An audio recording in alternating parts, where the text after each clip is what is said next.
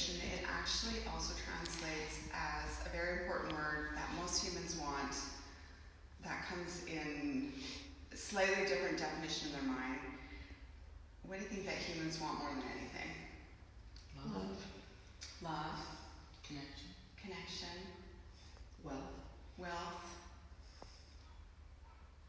What do you think those things actually give you and who you are? Security. It's actually freedom. Oh, okay. Yes. So the thing that people actually seek more than anything is freedom. They'll say things like, I want money to feel secure, which would give me the freedom to then not have to work at a job I hate, to not have to stay with a person I despise, to be able to travel. They'll say things like, I wish that I could find someone who really loved me for who I am, then I'd be free to be myself. I wish that I could really, heal who I was, so then I'd be free of the past. So freedom actually is what we are longing for more than anything. And it's kind of a paradox because freedom actually comes, especially in the tantric tradition, through our connection, right? So it's like when I'm in a positive, affirming relationship, I actually am freer because that person sees the truth of who I am. When I actually have a good relationship with money, right, I have wealth, I'm actually freer because I'm not bound by the ropes of poverty, of limitation. But what's so interesting about freedom, we talk about this idea, people crave it, and yet we are also bound by a massive set of rules inside our own head.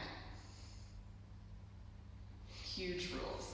Rules, whatever you want to call them, rules, critics, fears, people-pleasing, judgment, rules, right? There's all these ways that we will stay in this box of who we think we're actually allowed to be.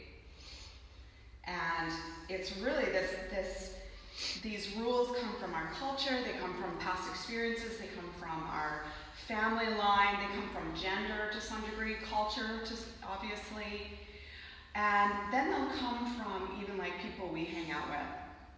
So it's interesting because I said to you, and I think tomorrow I'm going to talk about freedom and the idea of permission, which I'm going to get into. And I do a lot of writing. I sent out a newsletter to a certain list of people that follow me. They're kind of like yoga business people. And I use the word shit in the email. So I'm telling a story about how just before Ian and I left, someone said to us, oh my God, you're so lucky. And I kind of bristle when people say the word lucky, because I go I'm actually not lucky, I'm just blessed. Every day I'm super grateful. But it's not an accident, leprechauns didn't bring us all here. We made decisions. So in the article, I'm talking about how people use the term lucky as to basically be in judgment about other people and not take responsibility. So it was interesting, I woke up this morning, it's all good. And someone sent me an email saying, I can't believe you used the word shit. It's super not spiritual. And I was like, wow, that's so interesting, right? That's perfect. Awesome, thank you for that. And if you follow me on Facebook, I actually posted her comments so you can see, because my point is that no matter what we do, someone is going to say something about it, usually. And in my mind, it's okay, the ruler says yoga people shouldn't swear. But this is I write like I talk, and I talk like a real person. And so part of this, why I'm sharing that, not to make her wrong, even though her comment's an A, is to say, part of the journey of spirituality actually and freedom is to find the places in yourself where you're keeping everything in a certain permission-based box. What do I think I'm allowed to have? How do I think I'm allowed to be? Whose permission am I waiting for? And what really am I afraid of? And yes, this takes insight and courage, but the interesting thing is that what comes up for people is we generally people don't want to be judged. It's painful. You don't want to be rejected. That's painful, and it's very primordial, right? Like we used to need to live in groups or we would die, so we have this reflex. And what goes along with that is we don't want to be seen. Because when we're seen, then we're open to those things. We're open to judgment, we're open to rejection, we're open to abandonment. So what I think is powerful about that is I just know that. I know that those are things that I still work with. But here's what I know is more important than any of that stuff. I am here with a purpose, as are all of you. And part of that purpose is to actually express the truth of who I am. I'm not saying because I use the word shit that that's the truth of who I am. But at some level it is. I'm not pretending to be someone, who's spiritual so that you like me in a certain way. You probably wouldn't like me that way. But the point is that any time for me that I feel like, I can feel that, like, they're judging me, or they don't like me, or I have to show up a certain way, or like my rule makers making decisions, I say, I know that I have human needs, but at the same time, I also have a spiritual need. I have a need to be expressed. I have a need for freedom.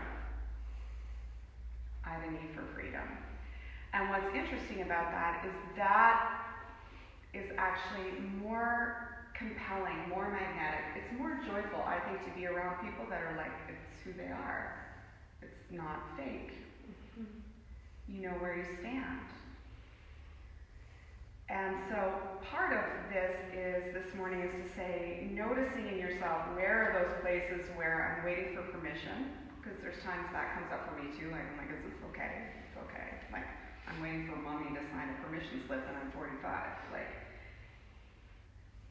And also, where am I keeping myself in rules? Where do I have my own judgment about what people are supposed to be like? Because when I'm judging other people, it's a guarantee that that's my stuff. It's a guarantee. You don't like someone who swears? What's really going on with you? You don't like someone who's showing up a certain way? It's always some sort of reflection of ourselves. And the power in that is when we see that, when we understand that, oh my God, we're so free. You're so free.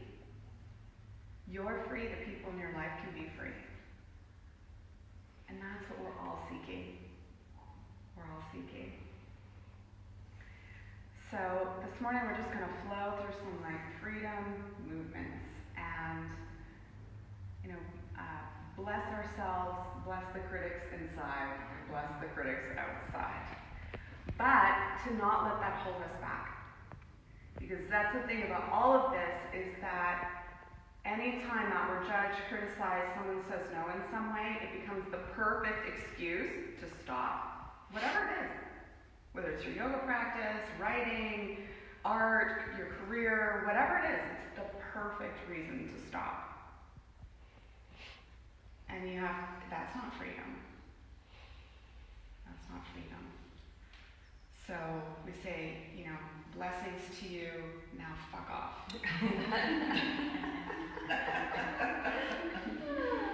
Really? Because